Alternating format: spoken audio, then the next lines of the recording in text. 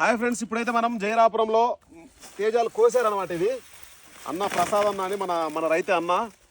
ఏందన్న ఈ సంవత్సరం ఎన్ని క్వింటాలు అవ్వచ్చు మీ ఊర్లో అంచనా? ఒక అంచనా 10 క్వింటాలు అయితే, 5 క్వింటాలు అయితే, 20 క్వింటాలు అయితే, ఒక 10 క్వింటాలు ఎక్కువ కాదు. పోయిన సంవత్సరం ఎన్ని క్వింటాలు అయింది ఎకరాకు? వచ్చినాయి పోయిన సంవత్సరం 20 వచ్చినాయి, 25 వచ్చినాయి, 30 వచ్చినాయి. ఓకే, ఇప్పుడు నల్లి మీ ఊర్లో విపరీతంగా ఉంది కదా, తిరుక్కునే అవకాశం ఉందా మీ అంచనా? అంటే మీ ఎక్స్పీరియన్స్ ప్రకారం కొన్ని తిరుక్కుంటాయి. మీ ఊర్లో పోయిన సంవత్సరం ఎక్కువ వేసిరా, ఈ సంవత్సరం ఎక్కువ వేసిరా? పోయిన సంవత్సరం ఈ సంవత్సరం ఎన్ని ఎకరాలు వేసిండ్రు? పోయిన సంవత్సరం కంటే ఈ సంవత్సరం అంటే శాంత తక్కువ. అంటే పోయిన సంవత్సరం ఒక 500 వేసిండ్రా? 400 దాకా వేసిండ్రు. ఈ సంవత్సరం ఎన్ని వేసిండ్రు? 200 వేసిండ్రా? ఈ సంవత్సరం 300 పైన వేసిండ్రు. 3 లేదులే.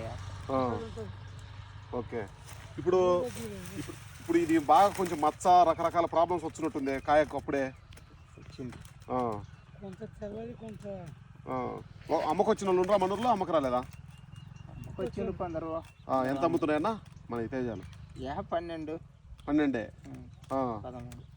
ఓకే ఓకే, థ్యాంక్ యూ అన్న. ఇది పరిస్థితి అన్న. మామూలుగా మార్కెట్లో అయితే మాత్రం తేజ వేసిన రైతులు ఇది జైరాపురంలో అనుకున్నంత స్థాయిలో అయితే మాత్రం లేదు. తోటలు అయితే మాత్రం చాలా వరకు బాగలేవు. మార్కెట్ ఇంకా పెరిగే అవకాశం ఉందా అంటే మాత్రం ఎవరు చెప్పలేరు. మార్కెట్ పరిస్థితి అయితే చాలా ఘోరంగా ఉంది. మార్కెట్ అయితే రావట్లేదు.